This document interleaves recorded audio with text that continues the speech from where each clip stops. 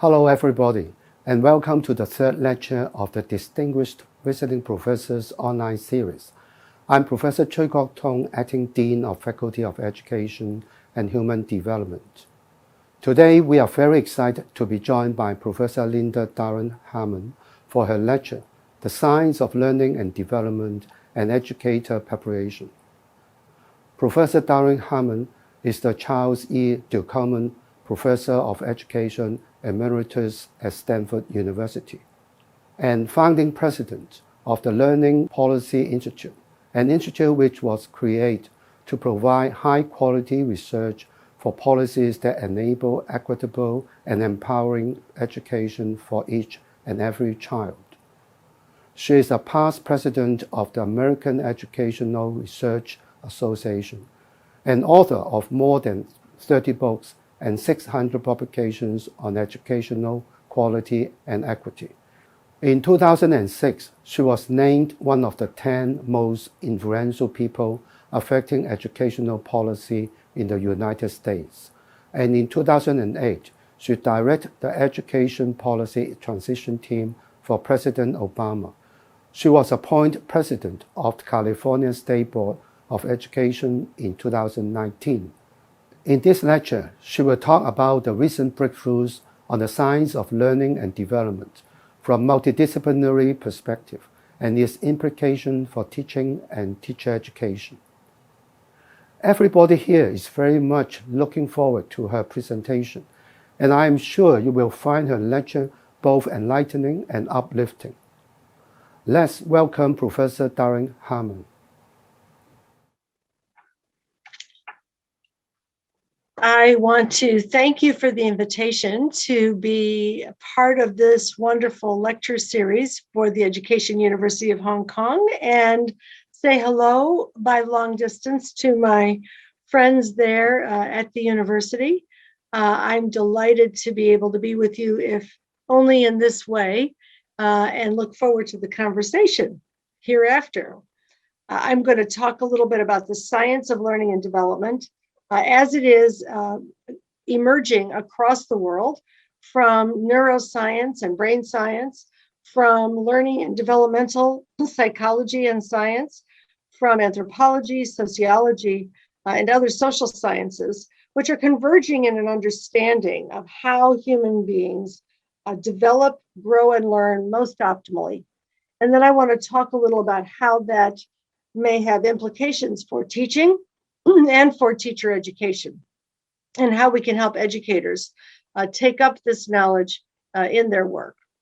The science of learning and development has been the topic of a set of articles in the Applied Developmental Science Journal, several that synthesize the underlying sciences of growth and development, and then a piece that my colleagues and I did on implications for practice in schools of the science of learning and development. And this is obviously becoming a hot topic. That particular article has been now viewed more than 500,000 times in the last year. There's also been a convergence of information around social and emotional learning, which is consolidated in this report out of the States about 2 years ago, A Nation at Hope.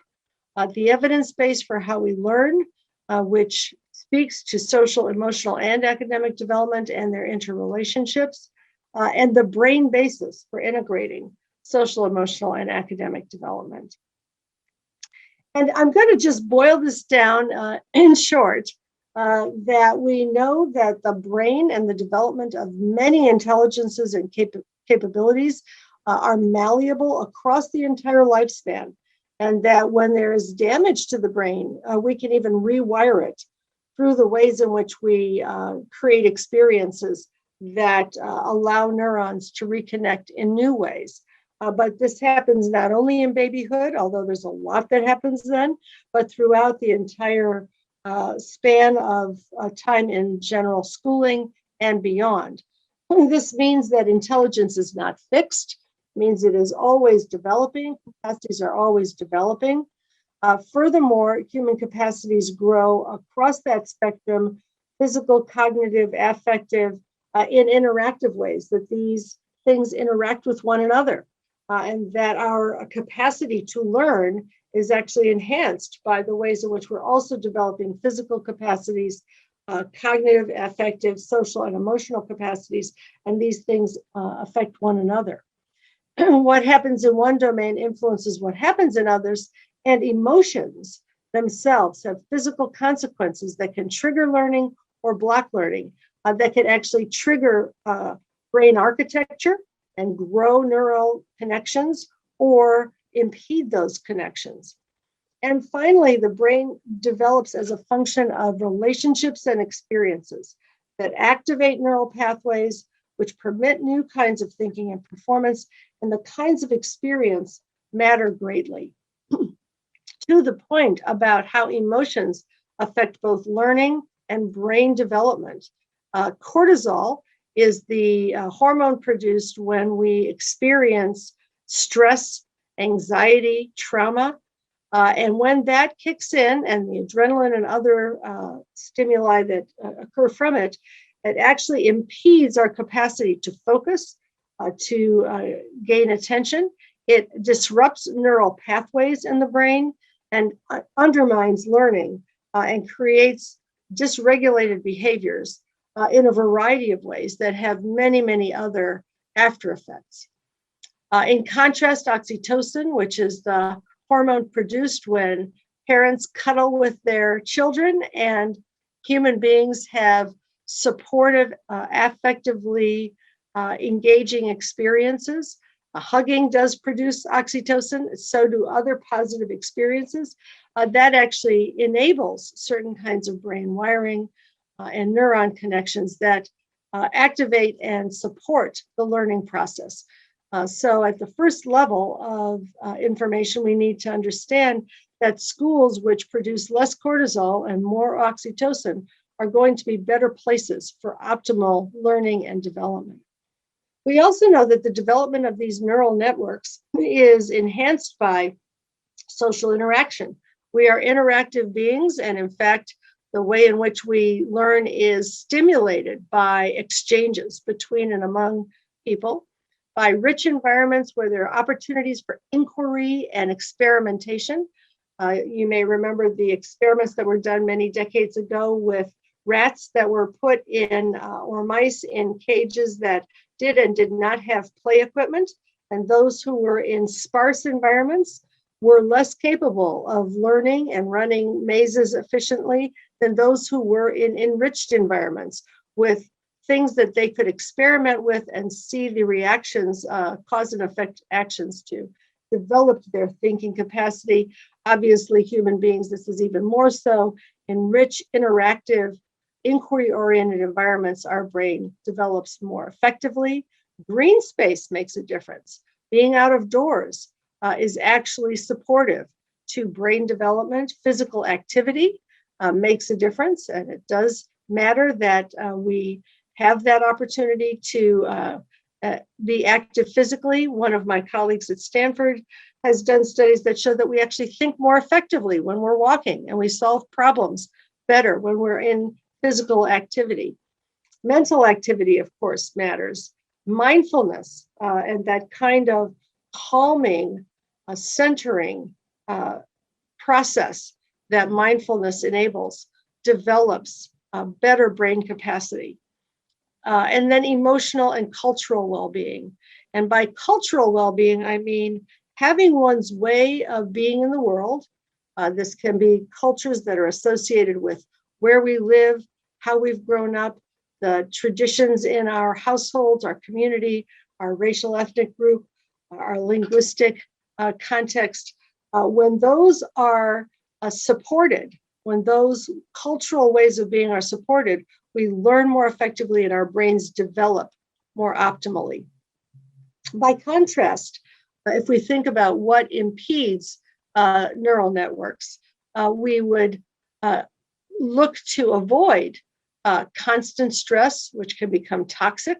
When a person is under stress all the time, it actually impedes the capacity to think clearly and to learn well. Anxiety, of course, loneliness, being by oneself in an isolated state, sleep disruption, dietary deficiencies, toxins, and identity threats, which gets back to that question of cultural well-being. If we belong to an identity group that is stigmatized in our society, whether that's because of race, income, culture, language, sexual orientation, disability, those identity threats create an ongoing feeling of stress because one is always worried that others may be looking down on you, stigmatizing, not seeing you clearly for who you are. Those identity threats actually impede learning. So we would want environments in schools and teaching that supports those environments, that creates these rich, thoughtful, mindful environments that allow students to be emotionally secure and culturally supported. And we would want to avoid creating environments that have a great deal of stress or anxiety, that create identity threats or reinforce those. And we would want schools that actively seek to eliminate those kinds of stresses and those kinds of threats. So we know that development is catalyzed and shaped by human relationships, secure attachment, positive regard. Those relationships buffer stress. And in fact, for people who've experienced trauma, having a strong, close attachment and relationship is actually an antidote to a great extent to the experience of trauma and supports resiliency. Relationships also, of course, help us make sense of the world in a variety of ways. And development is fostered by experience and context. And in fact, only about 10% of the genes that we have in our bodies are ever expressed. And those 10% of genes that are expressed in the way we engage the world are a function of the contexts that have allowed for and developed the expression of those genes. So intelligences and capabilities are not determined at birth or by our genetic makeup. It's determined by the contexts that allow us to express certain proclivities in our genes. I want to give you a little example of the way in which the science of learning and development occurs in action. And full disclosure, this is my grandson interacting with his mother at about 3 weeks of age. Mm-hmm. Oh, really? What else?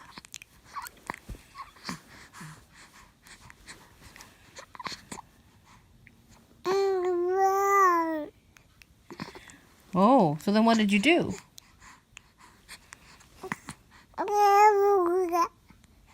Mm-hmm.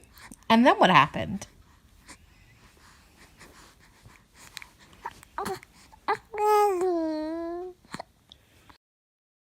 And so what you see here is the way in which that science gets expressed. We see that experiences and relationships activate neural pathways. You can see this baby's neurons firing with each other. And that relationship with his mother is what's activating him to work so hard to try to figure out how to have a conversation. This may have been the first one he ever had. Learning is social. He's responding to that social interaction. And we have evidence from research that, in fact, the language background that students acquire is not just because of what they hear, it's mostly because of the exchanges of information with feedback through verbalizations that actually creates that language capacity. Emotion and learning are clearly linked. The positive emotion that is driving this exchange is what's enabling that effort and that motivation. And that authentic task linked to that positive emotion is what motivates the effort. The feedback from the mother is what's shaping the learning process. And we can see that language generates thinking, as Vygotsky told us, as well as representing it. So classrooms that take advantage of this kind of science will have that kind of emotion, strong relational background, interaction, and use of language to help develop thinking. We also know that from these sciences, multiple languages and symbol systems matter to the construction of the brain. And cognitive flexibility is enhanced by learning music and the patterns that it brings to us and the multiple pathways for information, the physical and visual arts, and world languages of different kinds all create cognitive capacity. There was a study that found that for people who had developed Alzheimer's, when they did autopsies later, those who had more than one language showed the symptoms of Alzheimer's 5 years later than people who had only one language. That's because they had that much more in their brains that they could access and use. We also know that the demand for skills is changing, that there is an opportunity for more and more use of complex communications and expert thinking skills, that the use of routine, manual, and cognitive skills is declining. And so the kind of learning we need to engage in is changing. In fact, there were studies that are going on to capture the amount of knowledge growth in the world. And around the year 2000, there was an exponential increase in the new knowledge being created in the world every year. Between 1999 and 2003, there was more new knowledge created in the world than in the entire history of the world preceding. If you think about that, technology knowledge is doubling every 11 months at this point, maybe faster. That means that our kids are going to need to work with knowledge that hasn't been discovered yet, using technologies that haven't been invented yet, solving major problems that we haven't yet been able to solve in our world.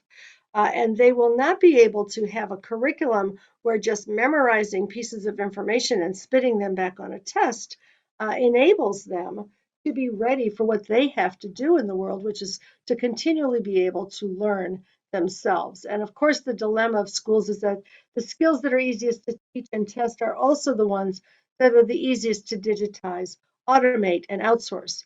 And Hong Kong's efforts to redesign examinations to plant much more project-based and inquiry-oriented assessments in schools is a very important aspect of dealing with this dilemma.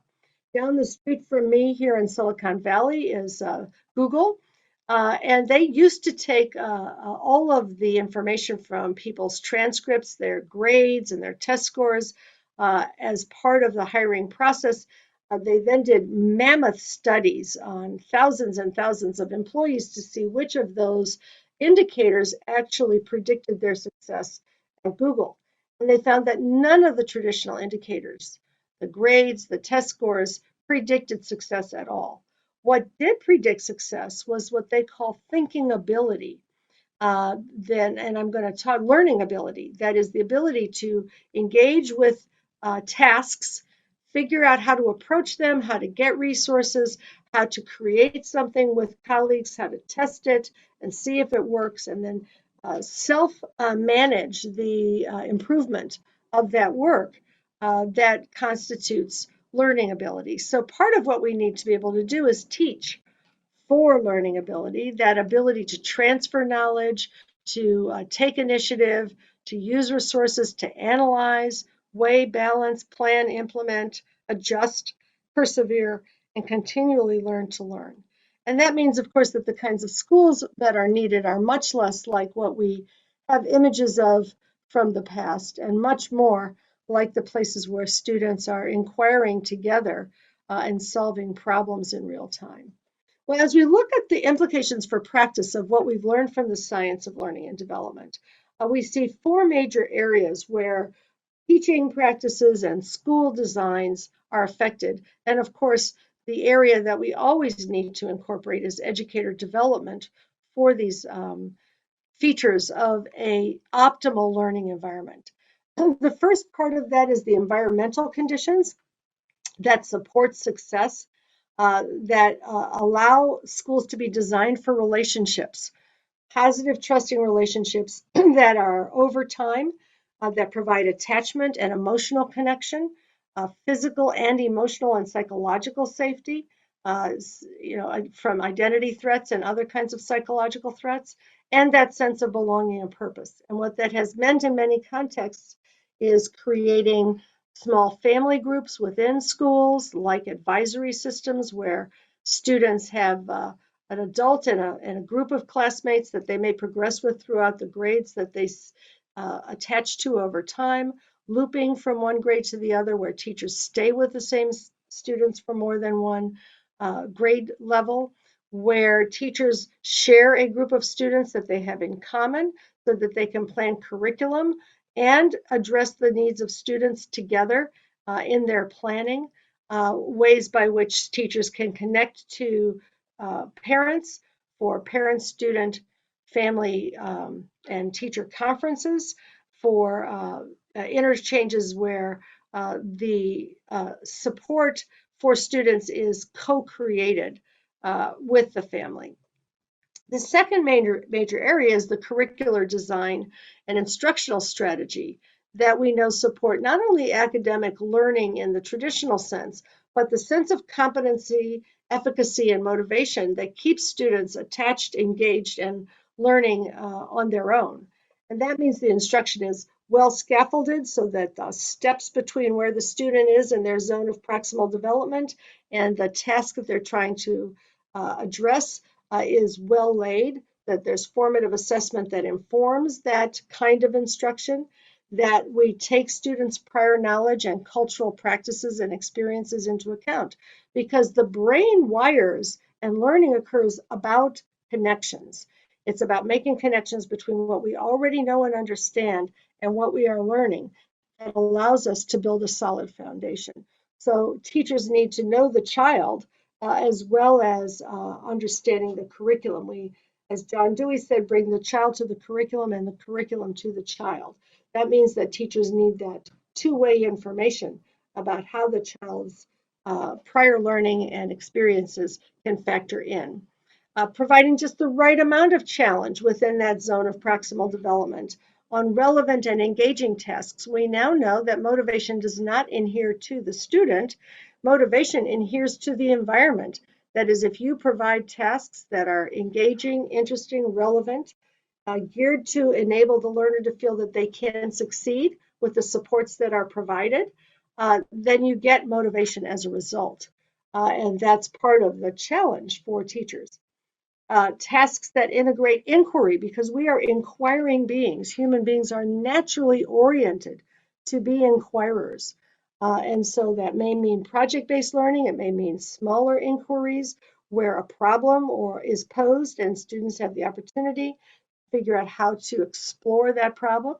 That has to be integrated with some explicit instructions so that students are getting knowledge and resources from the teacher and other sources along the way. And doing that in a way that reduces their cognitive load. That is, the things they don't need to carry in their brain allow them to open up space for problem solving.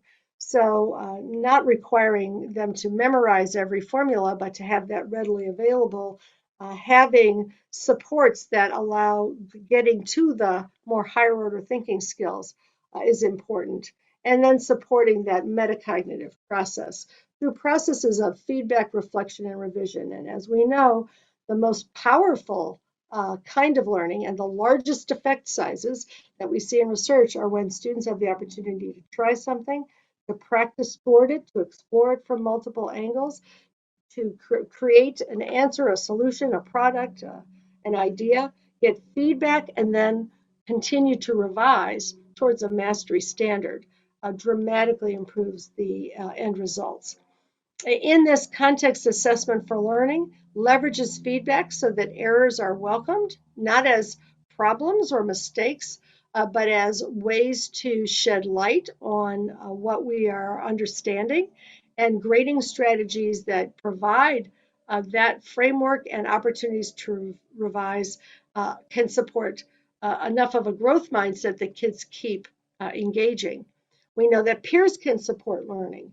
And fostering accurate peer feedback and self-assessment through rubrics and other tools is very important so that the learning becomes increasingly internalized and independent. And then, of course, assessment needs to be for learning and not for ranking. When assessment provides feedback to inform learning and teaching, it engenders greater achievement gains than when it is used for ranking, sorting, and competition. A few people benefit from that competitive mindset, those who are already at the top and feeling like they are already supported in their growth mindset to benefit from that, but most people do not end up benefiting from that kind of environment. The third big area is the explicit focus on social and emotional skills and mindsets. And that means both teaching kids explicitly how to be intrapersonally aware of their feelings, how to be able to see what other people are feeling and be empathetic, interpersonal skills that can be explicitly developed for problem solving, for conflict resolution, for collaboration. That sense of agency and purpose and relationship that gives students the resilience and perseverance to continue, and then very explicit support for growth mindset in the ways that I've talked about. And this should be infused both in explicit teaching around the skills, as well as infused into the academic coursework. Here's an example of how you can see in a preschooler the development of these skills in a very, very purposeful way. At this point in the year, it's almost second nature to them that you keep working on something. I had to turn this a little because it was going the wrong way because I was going middle. We send the message in everything we do that struggle and making mistakes are ways that you can learn. The makerspace is a physical place and an approach to problem solving that really lends itself to that notion of practice being important. As you work harder on it and change it and improve it, it gets better. Because of that, they will feel empowered with a growth mindset to continually get better in their learning. It's times makerspace, but we call it take apart, so we can take it apart.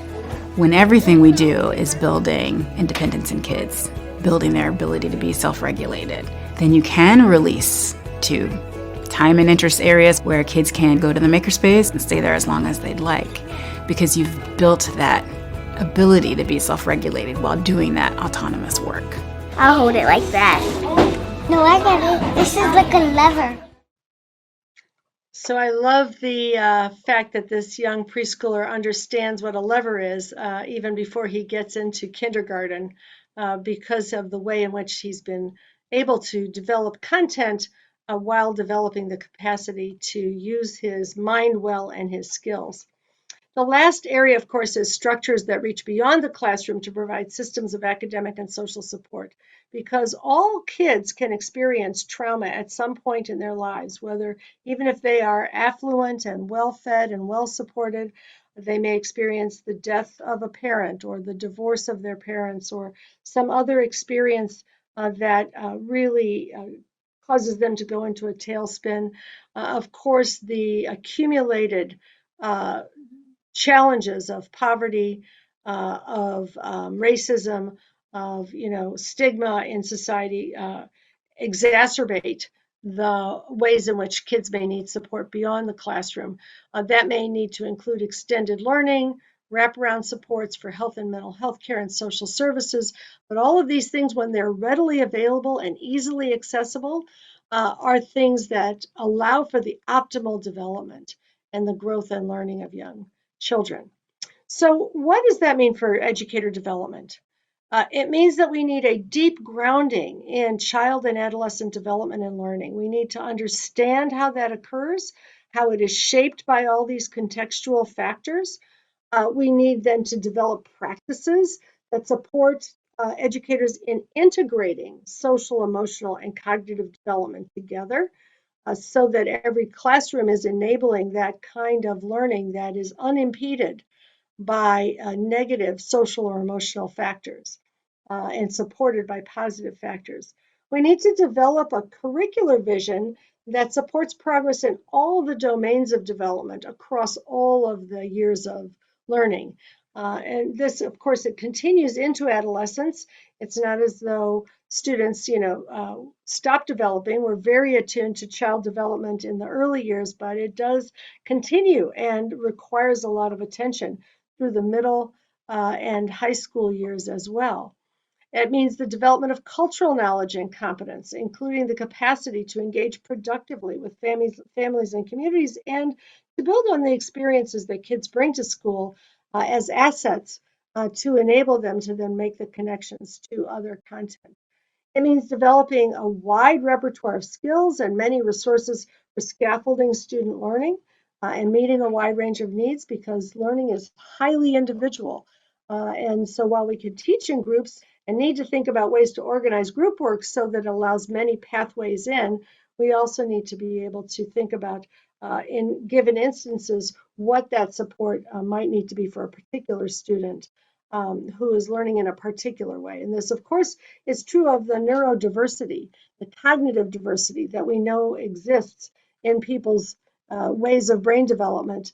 The move to a universal design for learning in classrooms rather than identifying students for special education and sending them somewhere else or pulling them out is progressing. And the more we know about how to open up the various pathways for learning, the multimodal strategies for engaging with content, the more a greater number of students will be enabled to learn.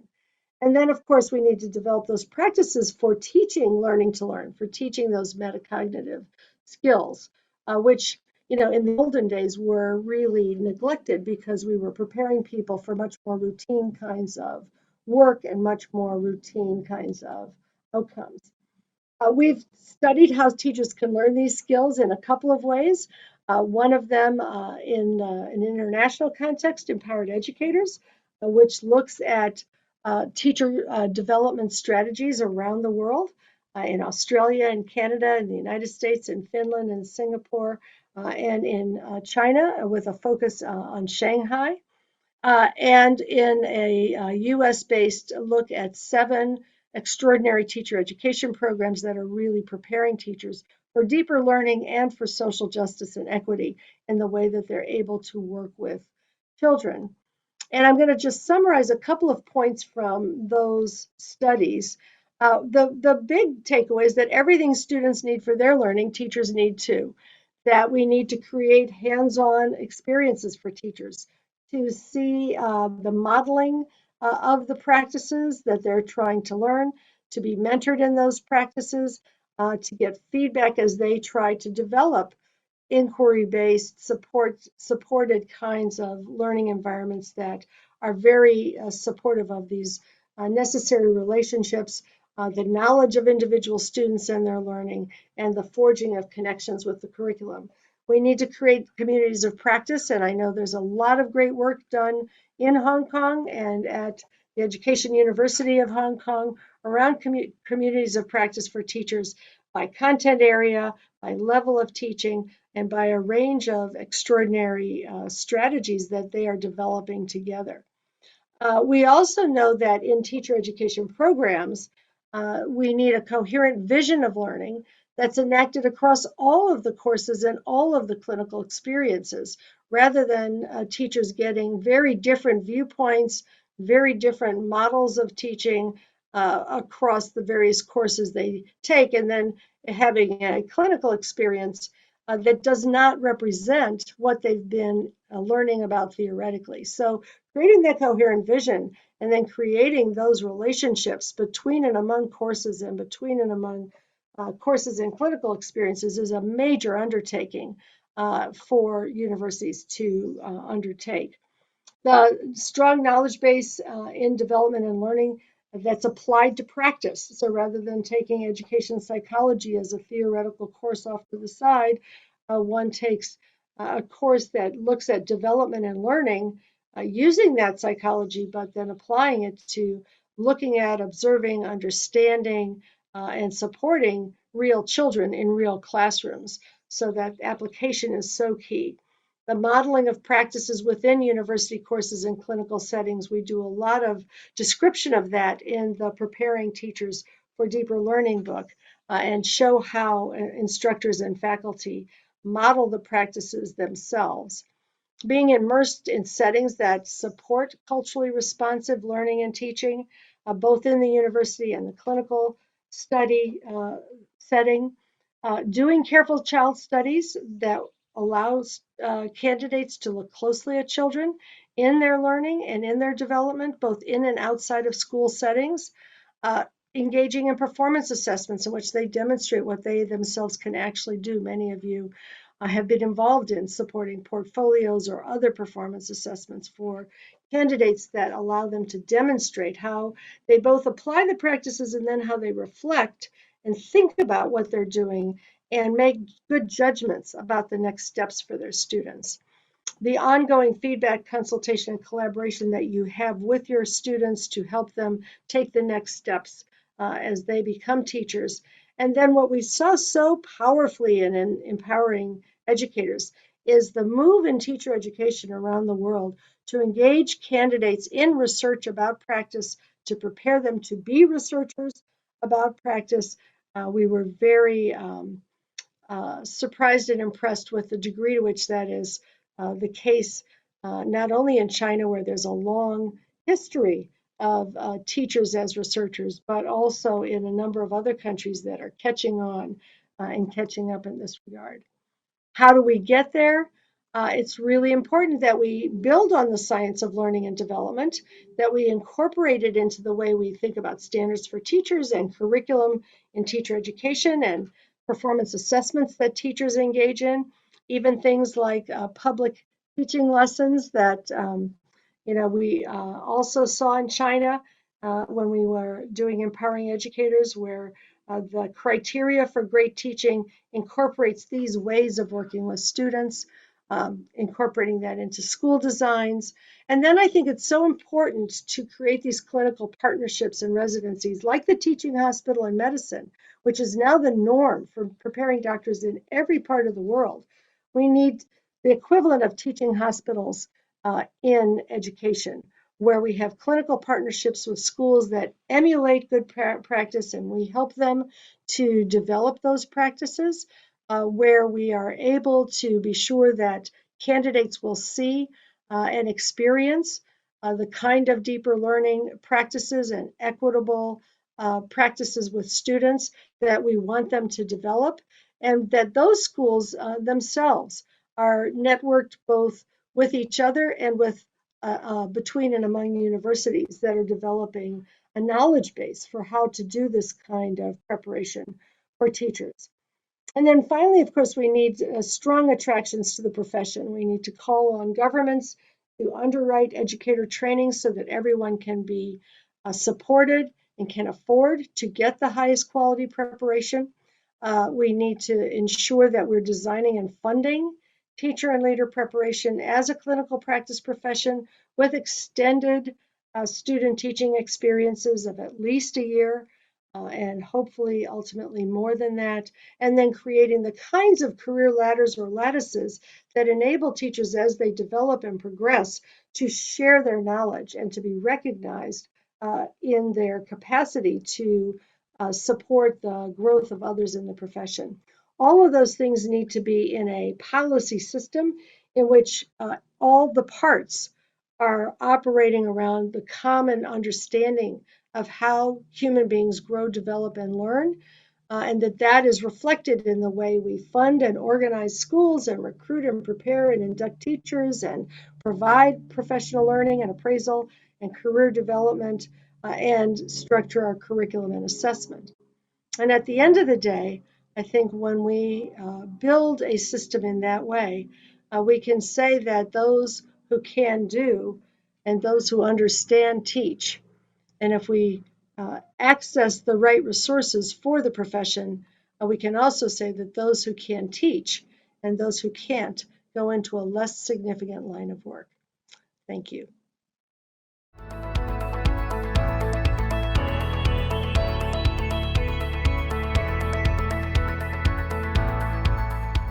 Okay, so welcome everyone to the discussion session. So may I introduce to you the panel. So I am Mei Ching, Chair Professor of Teacher Education of the Education University of Hong Kong from the Department of Curriculum and Instruction. And we have with us today Mr. Poon Kai Cheung, Frankie, coming from, he's school principal of the HKRSS Thai Post-Secondary School. So welcome, Frankie. And we have Alfredo Bolista, and he is Associate Professor of the Education University of Hong Kong, coming from the Department of Early Childhood Education. So Alfredo, good morning. Hello. And we have Professor Tang Yifan Sylvia, and she is Professor Practice of Education, University of Hong Kong, from the Department of Education Policy and Leadership. So thank you, Sylvia, for coming.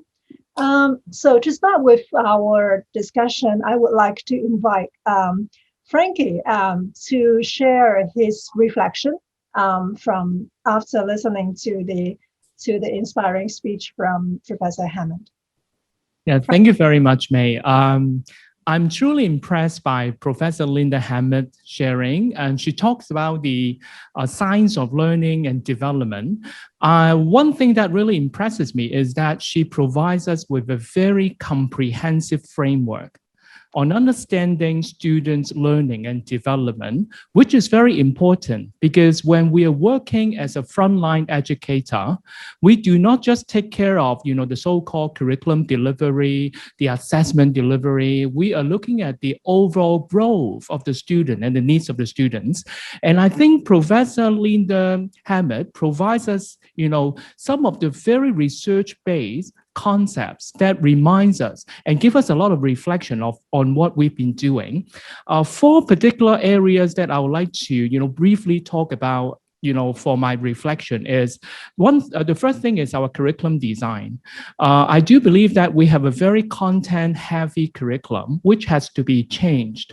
Because if we really want to inspire students, if we really want to cater for their needs and then help them to develop, a very prescriptive curriculum may hinder their development. This is something that we have to think about. The second thing is Professor Linda Hammond also talks about a lot of very important pedagogical methods. For example, inquiry-based learning, scenario-based learning, and a lot of many different kinds of teaching methods, which I think we have to be incorporated in our practices. Another area is, school ethos and culture. She repeatedly talks about the importance of, safe environment, giving students the kind of support that they need. And I think it is very important and a sense of achievement, because in our system, we value achievement, academic achievement, so much so that we put some students who are not academically strong in an unfavorable position, so that they feel insecure, they feel that they are inferior. So I think this is something that we also need to think about. And ultimately, the last point is our assessment system. I really appreciate the way that errors or making mistakes should be valued in our assessment system, because we always look for perfect answer. We always look for model answers. And there are so many things for me to think about as a frontline practitioner. So I'm just leaving 2 questions, is that how can we integrate all these different aspects into school implementation? This is one point. And the second point is that how can we address learner diversity when it comes to an era where we have to individualize students' learning and support? How can school be prepared to deal with that, particularly teacher education? How can we prepare pre-service teacher for all these challenges? So I think Professor Linda Hammond, Professor Darlene Hammond has provided us with, a lot of very inspiring concepts. Thank you. Thank you, Frankie. So may I invite members of the panel and see if you have anything to share or respond to that? May I go? Yeah.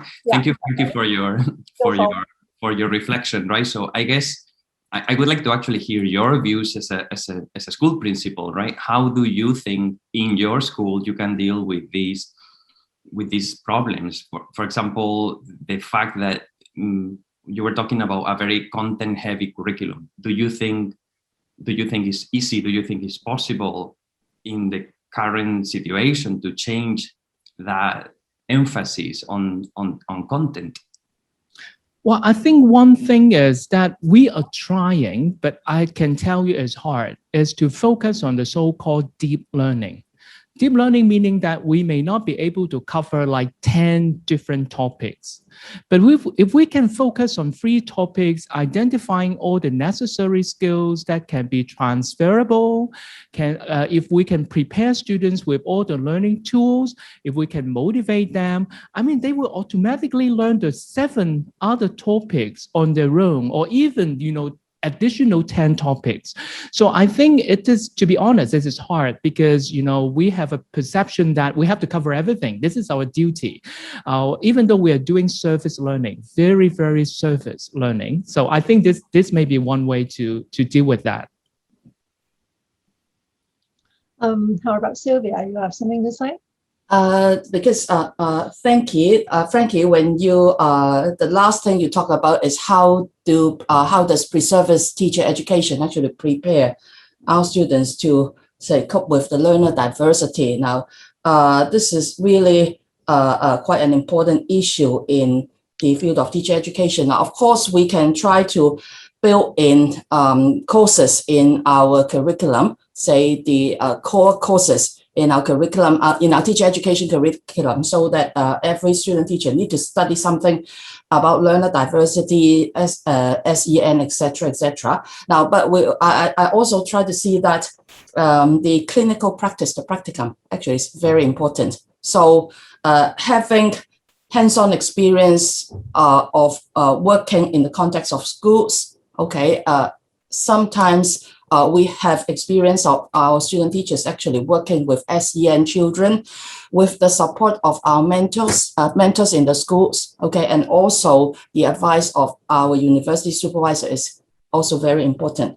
Now, and I also think that, say, this is very important, pre-service teacher education, but then actually the teacher professional development is actually a sort of lifelong sort of learning for teachers. So a part of pre-service teachers education. So I think currently, say the Education Bureau, some other, say, university, etc., actually provide quite a lot of training on the area of special educational needs. Okay, and then teachers, ongoing professional development is also important. Yeah. So going back to the school curriculum, we are seeing some changes or new initiatives in recent years, which is related to STEM education.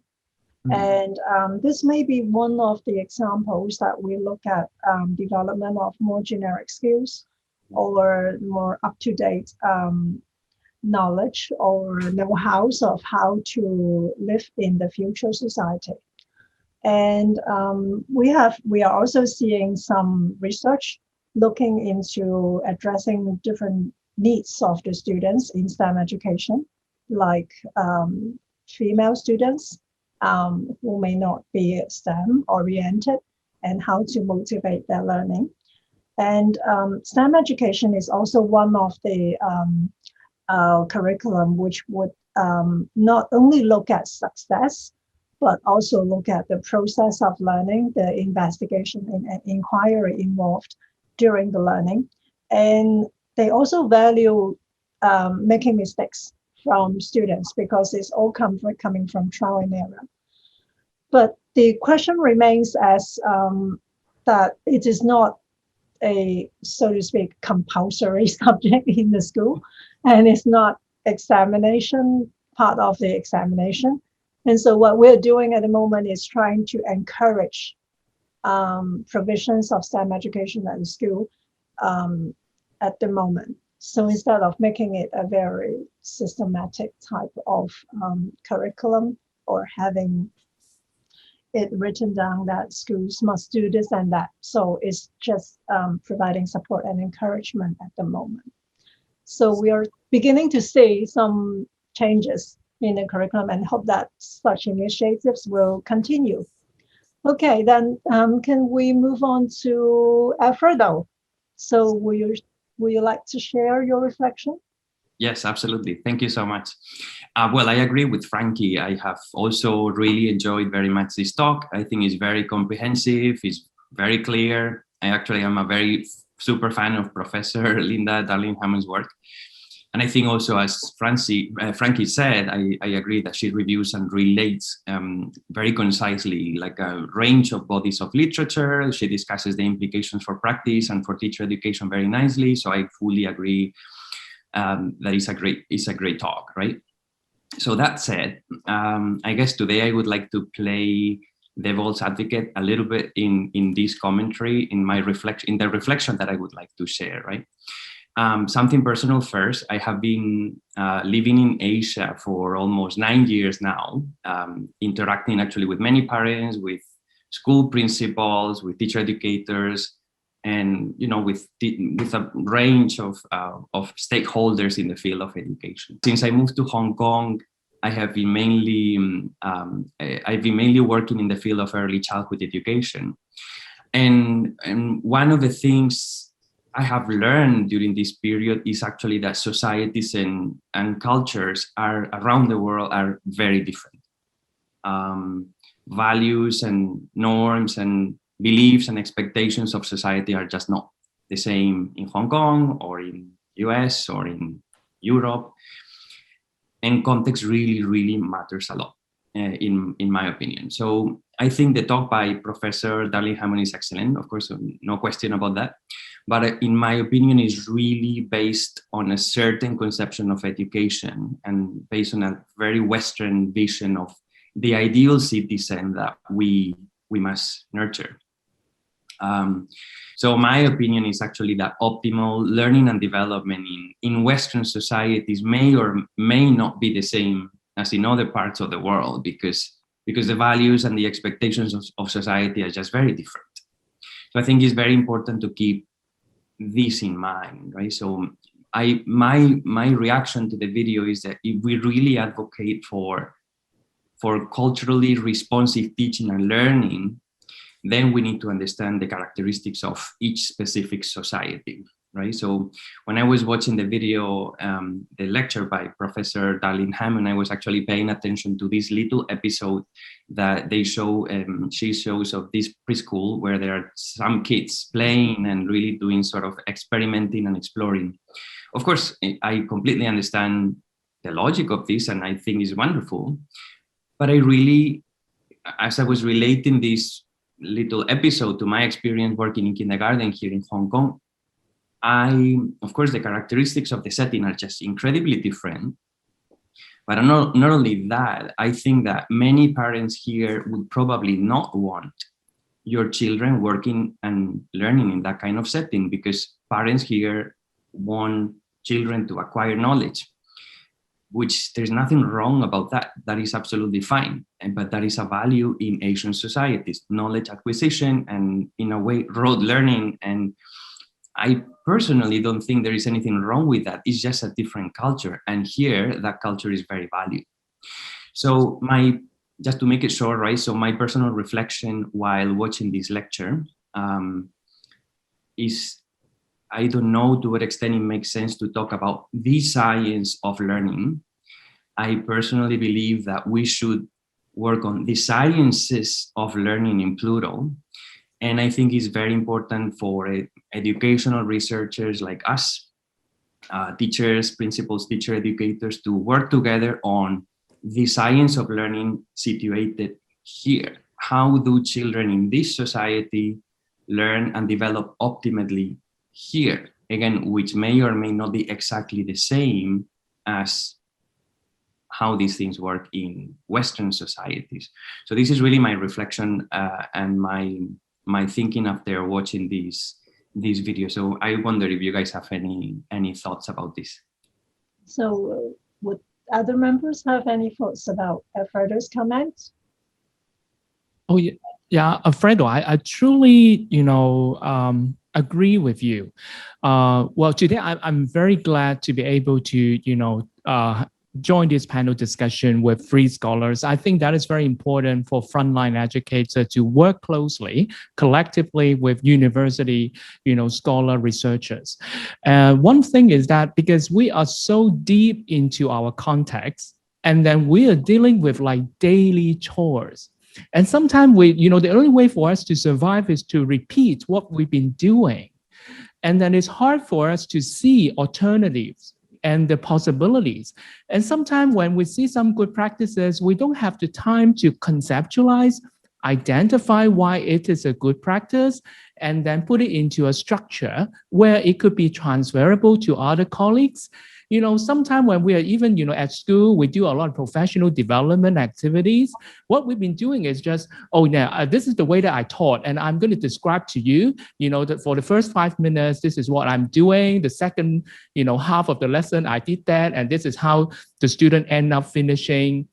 But I do believe that if we have, university scholars and researchers coming over, they'll be able to bring to us that, according to, many research, and then we can see that, this is one of the area that we can further develop. We can put these practices into a better perspective so that it can be learned and transferred. So I really hope that in the near future, we will have more and closer collaboration, and teacher will be more into action research.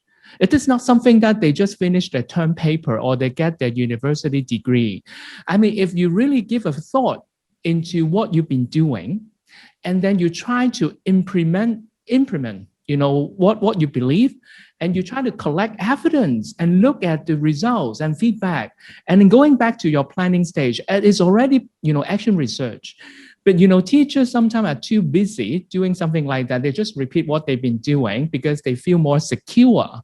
So I do believe that with more collaboration with university researchers and scholars, our education field will be able to advance. Thank you, Alfredo and Frankie. So I just picked on Frankie's idea, about action research and then the collaboration with universities. Yes, universities are sort of, we are doing research, okay? And then we academics, okay? We get access to research of various parts of the world, okay? And Frankie just bring in a very good idea of why not university and school work together in partnership. Yes, our schools, I think the advantage or the very nature of school is that you are doing the practice, and then there is a lot of practice-based knowledge, okay, there actually embedded in teachers' practices. Okay, now when university and academics and teachers can work together, say in communities of practice, okay, then we can bring together the practice-based knowledge and then the university or more research-based knowledge together, and then build up the sort of evidence-based professional practices and then the knowledge in education. So this is one way. Okay, so I think increasingly there's a sort of development of forming this kind of communities of practice between, say, university colleagues, school teachers. And then if we also include the pre-service teachers there, then actually the teachers of different stages of professional development and university academic actually can work together and then build that sort of co-construction of knowledge, but in the sort of professional sense. Okay, now, so this one thing. Another thing is the idea of teacher doing action research actually is teacher researcher. The idea of teacher researcher. So I think this is also one of the direction that we can move forward. But of course, there needs to be a lot of facilitating conditions, like there's time and space for teachers, and then access to more, say, research-oriented knowledge, and how to integrate the research-oriented knowledge with their practice. Okay, so. Yeah, so I echo everyone's emphasis on research into practice. Actually, the teachers are not only led by researchers from the universities, so we will see them as co-researchers or partners in our research projects. And I think teachers are not only there to implement the research framework or the design, they are also a designer. and they can also design new pedagogies which are relevant to their children and their classroom. So, and that is also coming back to the point Alfredo made, why context-specific research is also important to make it work in the local classroom, or addressing the needs of the children, as well as maybe in a way addressing the concern of the parents as well, in particular in the early childhood education context in Hong Kong. So yes, I agree with Alfredo that the Asian research context or the Asian context is quite is a bit different in some way. Like we have expectations on teachers not only as teaching in the school, but as a role model in the community.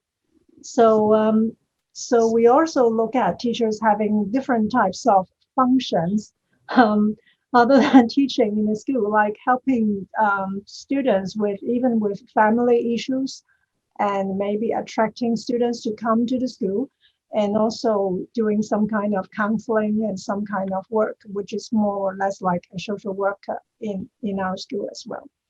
So all these add to the different types of contexts, which is may not be shared in other places. Okay, so let us move on to Sylvia. So would you like to share your reflection?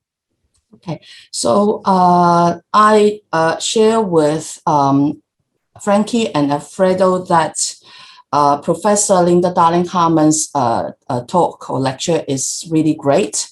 Yeah, and then I enjoy it a lot. And then I want to focus on a few points that I picked from the part on the implication for educator development. Okay, so actually, I sort of having some sort of resonance of what I'm doing in my research and practice in teacher education. So I focus on these areas.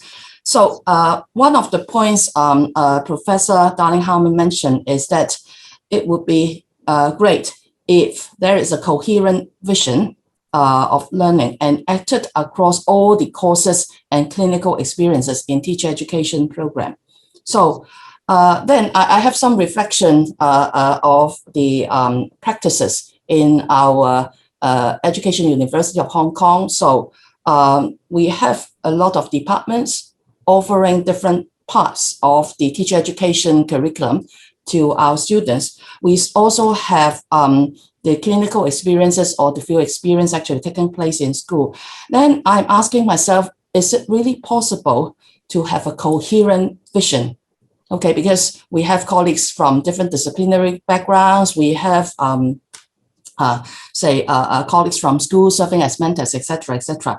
Then I think Professor Darling-Harmon, in her first part of the talk, she mentioned about teaching for learning ability. Okay, so I think if, say, the different parts of the teacher education curriculum, no matter which faculty, which departments are we from, okay, or from the school part, etc. Okay, so teaching for learning ability may be, okay, a vision that can be shared among the different, say, domains of teacher education program, as well as the school. So I'm thinking of the possible development, okay, or the possible vision of, say, preparing our pre-service teachers' competence in teaching for learning ability. Okay, so this is my first point about the coherent vision of learning. Now, then the second point is, Professor Darling-Harmon mentioned the importance of clinical experiences, okay? And then, of course, in our context of Hong Kong, we are sort of more university-based teacher education compared to the Western counterpart. Occasionally, some Western counterpart, they are a little bit more school-based than Hong Kong. But anyway, in the context of Hong Kong, we still value a lot the importance of the clinical experience, practicum. Okay, then I'm thinking of what are the enhancing conditions for our pre-service teachers' productive learning in clinical experiences. Okay, some degree of challenges in classroom teaching is important for them to learn in the context of field experience. And if it goes with mentoring support in the school, okay, that will be great. Now, then another aspect is, how about apart from classroom teaching? Okay, say what facilitate our student teachers to learn from their field experience. So sometimes I find that if they can get access to learning opportunities in a wider school context, say joining school meetings, joining school functions, it's not just joining, sometimes helping with school functions, etc. help. Okay, now if that is the case, then our field experience context, the school, okay, of course, we really thank a lot of the various schools actually providing very professional mentoring support and learning opportunities for our student teachers. Now, but that is very important enhancing conditions. But I want to go back to what is the role of our pre-service teachers. Okay, I think our pre-service teachers, they need to have a very active learning stance. Okay, they have to have very active learning stance. Active in the sense that they try to draw on different sources of knowledge, including what they learn in the university, as well as the practical based knowledge that they get access from their school mentors, from their hands-on experience in schools.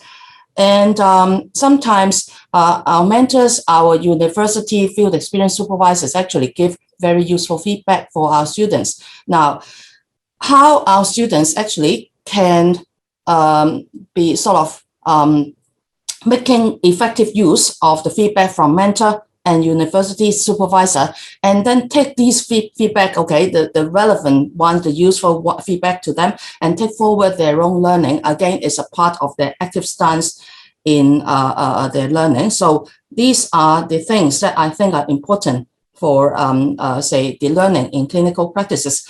Now, of course, apart from the field experience, I think in our recent development, both I think in different universities, teacher education curriculum, we also introduce experiential learning, into our programs. Apart from the field experience in the school settings, okay, we build in experiential learning courses and activities. So again, that will also help to nurture students. Our pre-service teachers, say communication with others, teamwork with others, etc., etc.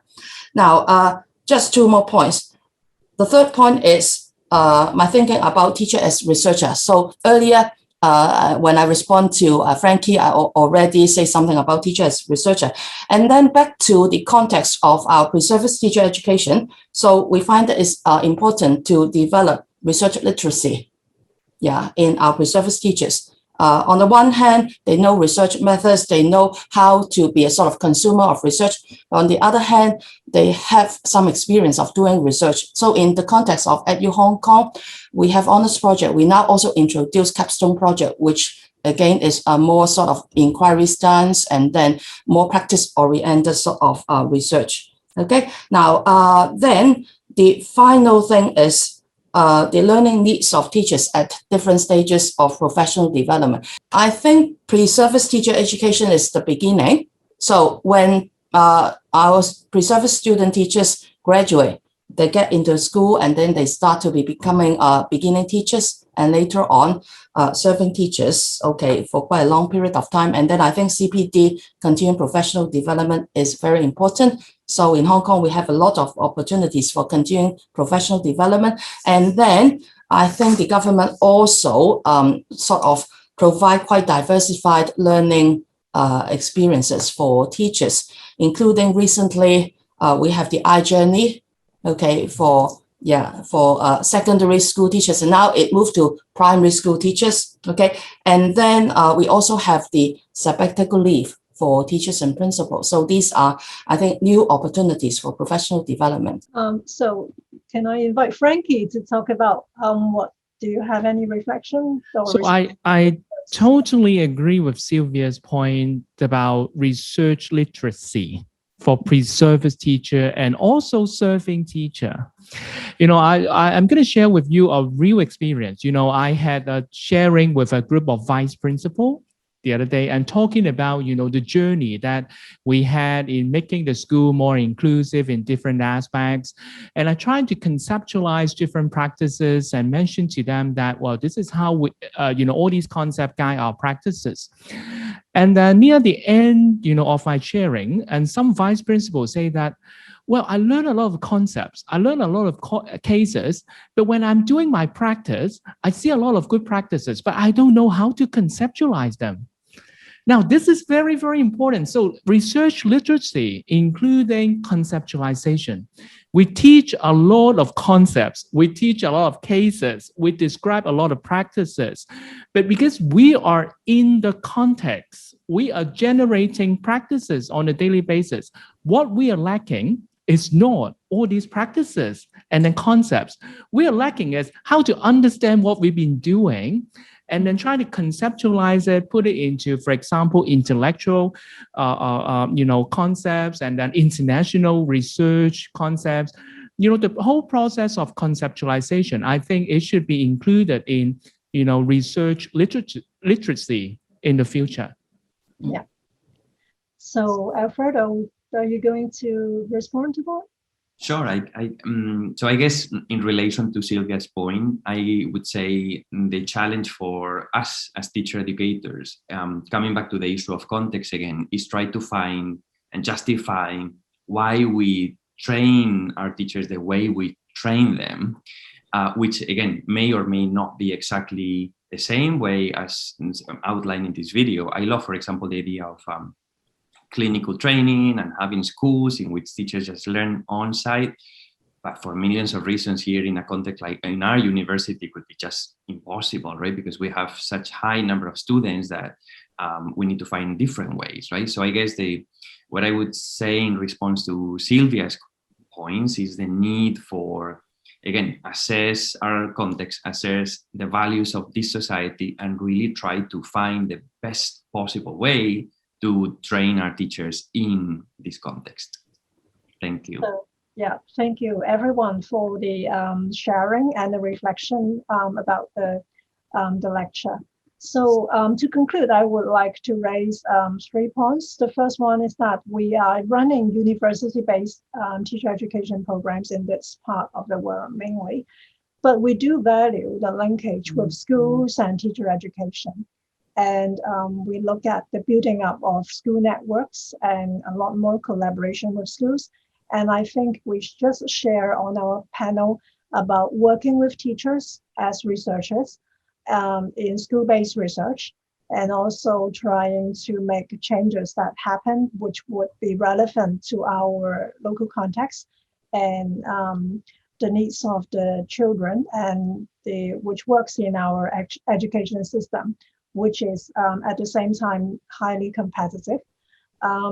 So in order to make the changes to happen, I think we need to have some shared vision among the educators and teacher educators in the society. And we need resources, investment of resources in the relevant areas of curriculum change, for example, in STEM education. Or at the same time, we need to have revision, as Sylvia said, revision of curriculum made based on a coherent vision of learning, that it goes from the school to teacher education curriculum. And so to conclude, I would like to draw on a Chinese saying that we need 3 conditions to make changes to happen smoothly. So the first one is to have the right climate or timing. And the second one is to have a supportive environment, and then harmony among the people involved. So let's work together collaboratively to improve education as well as teacher education for the benefit of the society in Hong Kong. So thank you very much, everybody. And thank you, Professor Hammond, again, for coming to us and share her thoughts about learning. So thank you. Thank you so much for your time. I would like to thank Professor Darren Hammond for her presentation.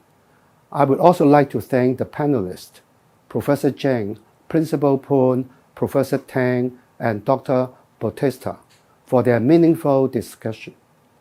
Today, we have discussed a number of hot issues on the science of learning and development. For example, what kind of learning abilities do we need to teach our students? What kind of schools will we need in the future?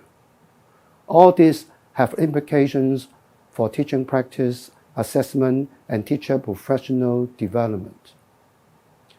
I hope this lecture will help you reflect on existing practices in your school or organization. Our next lecture will be held in July.